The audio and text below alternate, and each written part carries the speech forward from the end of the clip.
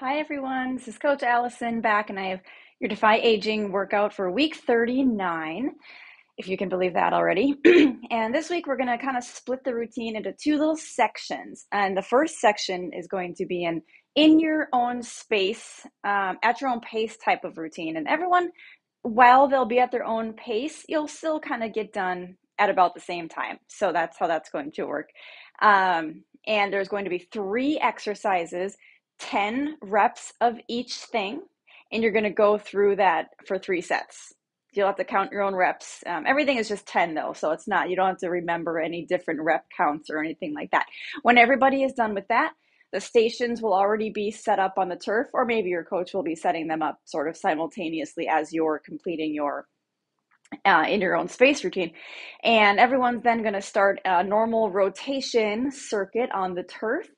5 exercises in that rotation, and that's going to be for 2 sets, and that is timed at 40 seconds on, 30 seconds off. So kind of a little different breakdown, kind of mixing it up this week. So let's do some demonstrations.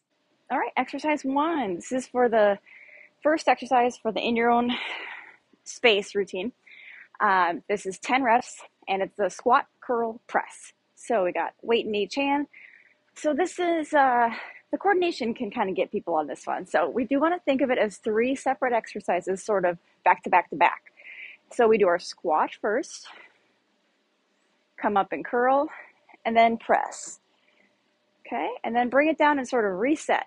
Squat, curl, overhead press. Down, reset.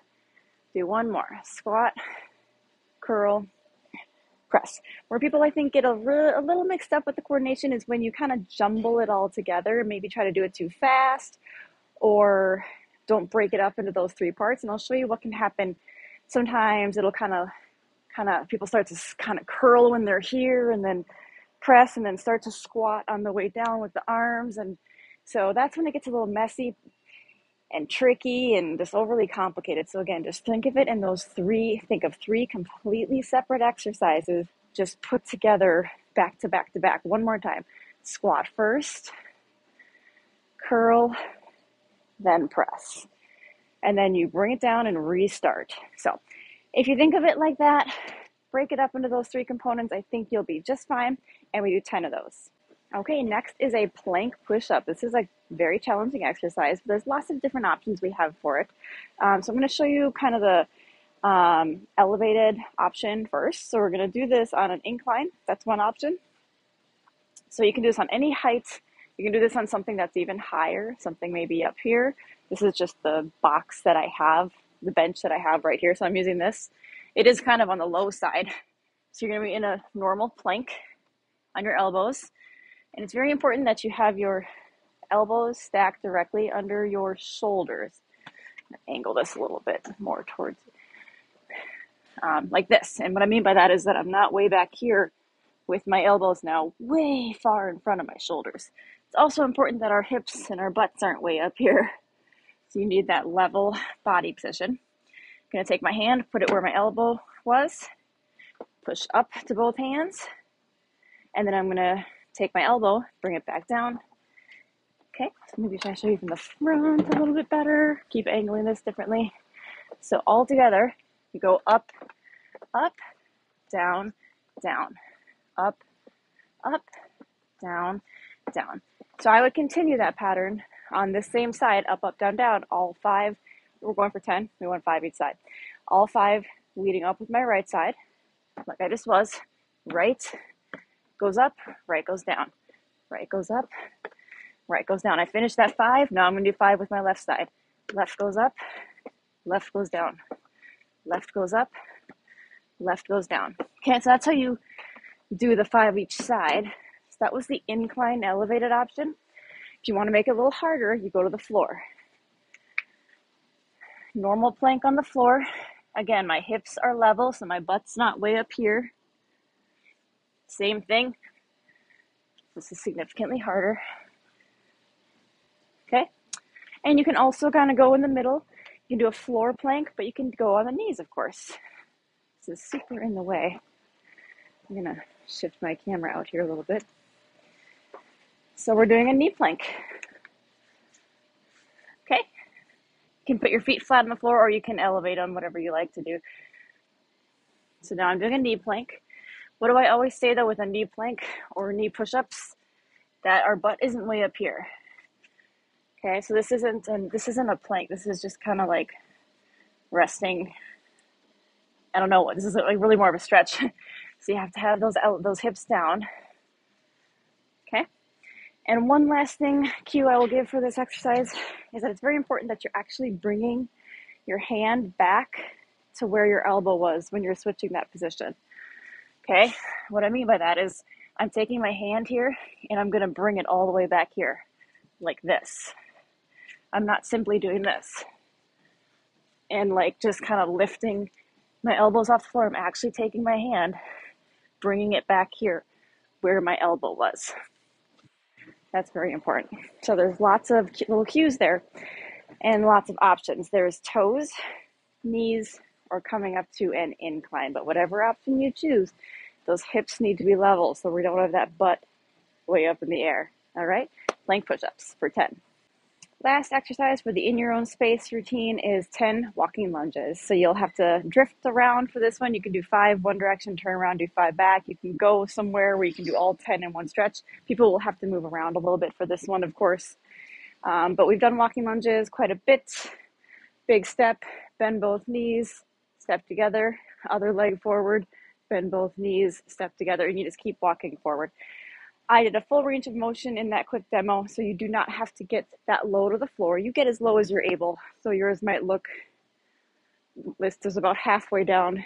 Yours might look like that, but do notice that I'm bending both knees. That's very important. Both knees bend versus just the front knee bending. So we want to make sure that that back knee isn't staying straight like that, because that's not a lunge. That's really more of a, like a hand, if I was getting ready to run, I might be doing some stretching. Both knees have to bend. That back knee has to bend for it to be a lunge. You can use a wall or a rack or something. Kind of go do these along a wall for balance if you'd like. Make sure you're rolling up to that back toe. See how my heel lifted and I'm kind of rolling up onto the toe. If you try to force your heel down, that's when it doesn't allow you to bend that knee. So, because I can't bend my knee if I'm forcing my heel down. Watch me roll up to the toe, lifting that heel. Now I'm able to bend my knee. Keep your back up tall and straight, like this. Okay. We don't allow the chest to fall forward, like this. And we also don't like sink the hips back like this. See how my hips went back? So it's really just taking a big step and you kind of sink down. Really, it's not easy to do. Conceptually, it's as simple as that. Don't overcomplicate it. Take a big step, bend both knees. 5 steps on each leg for a nice total of 10. Okay, so we're done with the in your own space routine. Now we move on to our circuits, of which there's 5 exercises. So first one is bird dog. Okay, so we're on the floor for this one. There is an elevated, an incline option as well. So on the floor, hands and knees. It's very important that the hands are below the shoulders, so they're not way out here. And knees are below the hips, so they're not way out here. Okay, so we're making a nice tabletop. Keep your neck neutral, so keep looking straight down. Okay, and we extend one leg. I'm very close to this. Back a little bit. Extend one leg back and the opposite arm forward. And the way we're pausing for a moment here. 2 ways to do bird dog. You can alternate arms and legs, so keep switching each time, or you can continue on one side, and that's what we're going to do for this week. So we're going to do continually one side, and then we're going to switch at the halfway mark. We're going to switch at the 20-second mark. So we extend one leg out, opposite arm, and we bring the hand and the knee together like this, and continue on that same side. Some people might be used to bringing the elbow and the knee together, but the reason we're not doing that is when you do that, that tends to force, watch my back, like a rounded back here, because it is too hard to reach the elbow and knee together without sacrificing that spine and sort of rounding that spine. So by eliminating that and just bringing the hand to the knee, we don't have to round the spine. So watch the difference when I just touch my hand to my knee. Now I'm going to reach too far and try to touch my elbow to my knee.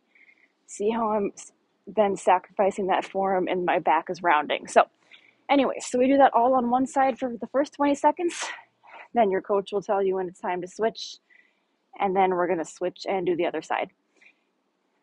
Try to stretch out really tall, really long with that arm and leg. So we're not just kind of like doing small little movements like this.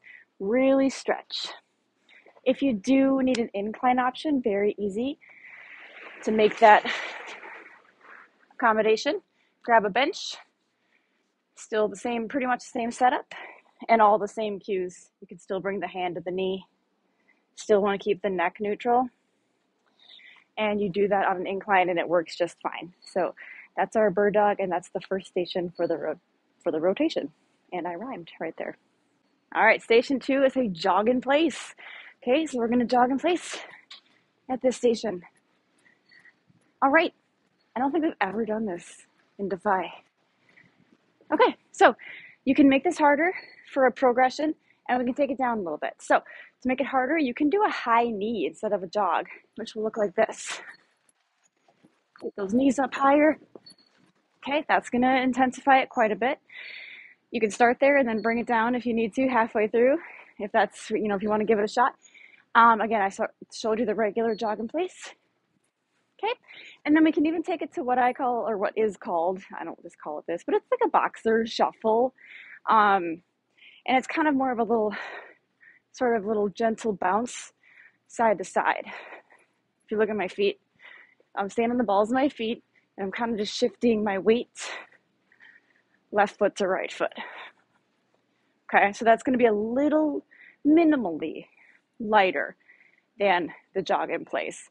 But it does take out a little bit of impact because you're not fully coming down on those feet.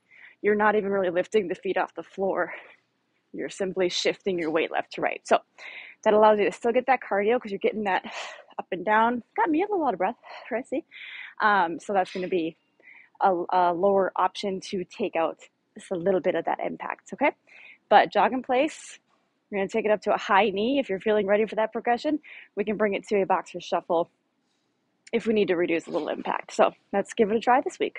All right, station 3 is a 3-point row. We do this one a lot. It's a terrific back exercise. You can go nice and heavy on this because our back is a nice strong muscle group, but you do need something here for support. So we'll need a few boxes or benches out. This one, since we only have 2 rounds for the rotation, we're going to do all of one arm on round 1, or all of round 1 on one arm, and then all of round 2 on the other arm. That way, we don't have to worry about, because when you switch sides on this one, you do lose quite a few seconds because you have to switch your stance, switch your arm, and some people like to put the weight down to switch sides. And so you lose 2, 3, 4 seconds. We don't want to worry about that. So we'll do all of round 1 on one side.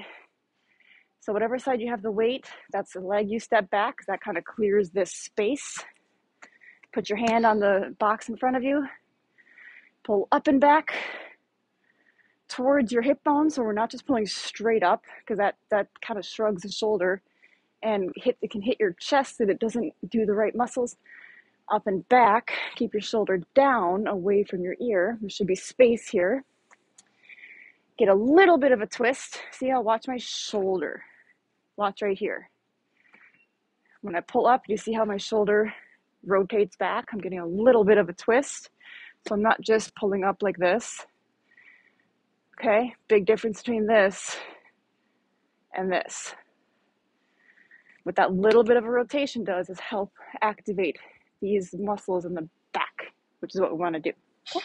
So that's our 3-point row. Round 1, one side, round 2, other side. Go nice and heavy. Next station is a mini band abduction. So we got to use these mini bands for a while.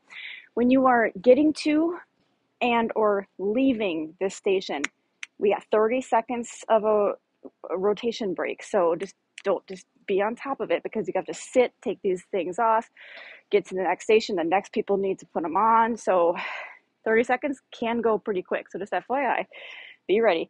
Put these around your lower leg or the ankle. I do want people to have something to hold on to this, for this. We don't want to worry about the balance at all with this station, because we don't even want that to be a factor. And actually, when you do focus on balance, we tend to tip too much just to compensate, and we don't want too much tipping on this. So hold on to something for balance, wall, rack. I'm just using our rower, whatever. And when you lift one leg, you naturally have a very slight shift to the side, and that's fine. We just don't want anything excessive like this, okay? And an abduction is bringing the resistance out to the side. Adduction is bringing it in, but we're going out to the side. Slow, controlled, so we're not looking for anything with momentum or thrusting. We're not looking to tip the body with each rep at all, like this, so none of that. Slow, controlled, just bring it down until the resistance loosens. Don't obviously bring it all the way in so the band slides completely down your feet. Yeah, pretty straightforward, right? Whew. You'll feel the glute and hip of the side that you're lifting, but you'll also feel a lot of work on this side because it's the leg balancing you. Same as with the 3-point row. We'll just do all of round 1 on one side and then all of round 2 on the other side. That way we don't have to waste any time like spinning around, finding your balance again, grabbing hold of whatever we don't have to worry about any of that and wasting some precious seconds of our set. So we do all of round 1 left, all of round 2 right, or whatever. And that's our abductions. All right, last but not least, for the last station, a kettlebell halo to an overhead press, otherwise known as the hair ruiner. You'll see. Kettlebell bottoms up. The halo is this. This is what ruins your hair. And then the overhead press is exactly what it sounds like. If you remember each time which direction you went, try to alternate direction with the halo. And the point of the halo is shoulder mobility and strengthener, because the mobility is do that rotation in the ball and socket joint.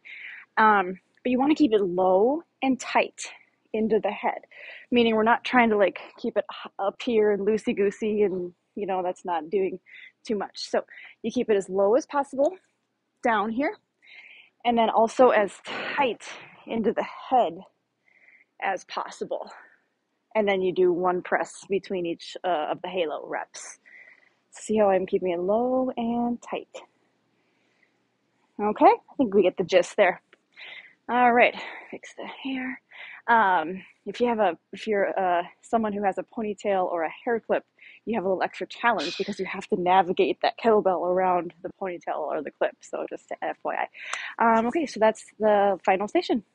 All right, team builder time. We're gonna do a single leg hot potato. Okay, you can use like the lightweight silver sneakers balls, or if your coach is in a more aggressive mood, you can use a medicine ball, which is weighted. So okay.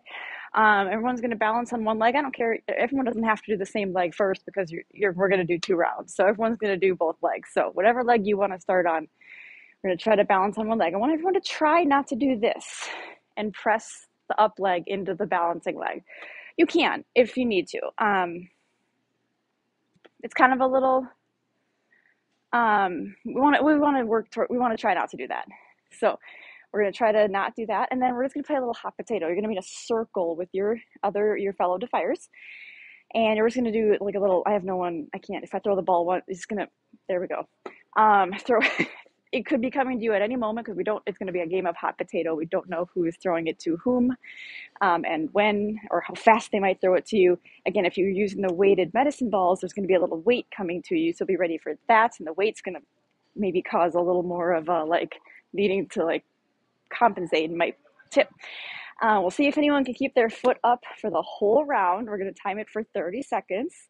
If you have to put your foot down, that's fine. That is okay. Put your foot down and then bring it back up again. No worries. 30 seconds each leg, and we'll do a little single leg hot potato this week. All right, team, that wraps up week 39. Next week will be week 40. And what do we do in every, increment of 10 weeks? Okay, mobility. So next week will be mobility week. Kind of acts as a nice little deload, stretching, lower intensity week for you. So be looking forward to that. I'll see you then.